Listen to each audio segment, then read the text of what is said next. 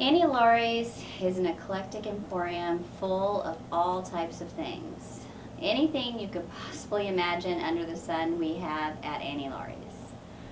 I have always been into older things. When I was a kid, my mom and grandma would take me to auctions and estate sales, and I really enjoyed seeing how well crafted older things were, and they were interesting, and I wanted to know how they worked, and they came in different colors, and I just always felt drawn to older things versus newer things. Well, I started collecting, it's kind of runs in my blood. Like I said, my grandma and my mom would take me to auctions and estate sales, and once you get that excitement going about a hobby, it's hard to go back from that. And I started with just some small collections, and then I got into selling vintage and antiques, and I was very fortunate enough to take what was a hobby and turn it into a profession. This building first became an antique store in the 90s, the early 90s, and it was opened originally by Mary Robertson, and I purchased the building and the business. It's been, 2006, so we've had it for quite a while now. The mannequin's name is Jaja. She is our mascot, our favorite lady. Everyone loves her. Someone actually came in off the street selling her. She was wearing a pilgrim costume, and she didn't have any arms, and they asked if I wanted to buy her, and I said, absolutely, we'll take her. And she's been a downtown staple ever since. She gets a new outfit every day. She only doesn't go out when it's raining, but people just love her. They love to get their pictures made with her, and she's just fun. Well, here at Annie Laurie's, we do a lot of different things. We have the shop, but we also do some design work, and I've also done events such as weddings and things like that.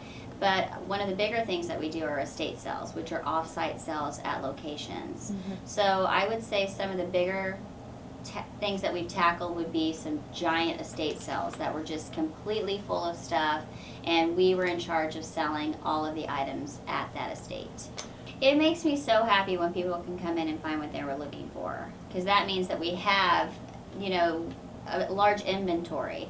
So people come in looking for all different types of things. Everyone has a little collection, and it's just really nice that something from Annie Laurie's can go home with someone and have another life.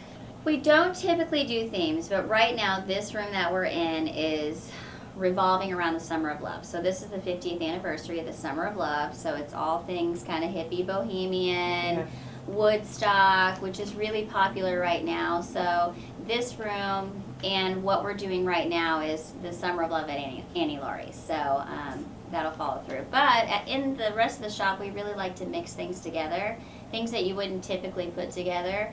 I think that's what makes it interesting and unusual. Oh yes, Dan the cat.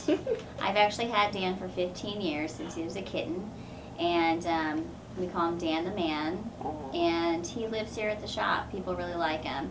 He's gotten a lot sweeter in his older age. He wasn't always the most friendly of cats. He was a little alley kitten when I found him, and he had a little wild streak, but he's kind of getting elderly now, and he just sleeps and just kind of minds his own business. Moving forward, Annie Laurie's, I hope it continues to be a staple in downtown. We have a really wonderful, loyal following of people, and we're so blessed to have that. But some of the things that we're doing to grow and expand is we've purchased a historic property across the street, which is now called the Indie House, and we opened a second store over there called Mother Earth. We also have a guest house, which is for overnight stay. It's on VRBO. And we hope to just continue to purchase some of these buildings downtown that need some extra love and rehab them, and hopefully have living spaces and other shops open up to keep our downtown a happy, vibrant place. My background is not in historic preservation, but I love it.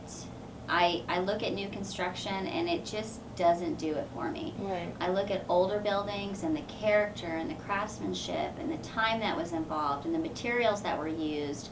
And older construction, there's a lot of layers. Yes. And I just don't see that in a lot of the newer constructed buildings. So I guess yes, you could say I love the history of the older buildings.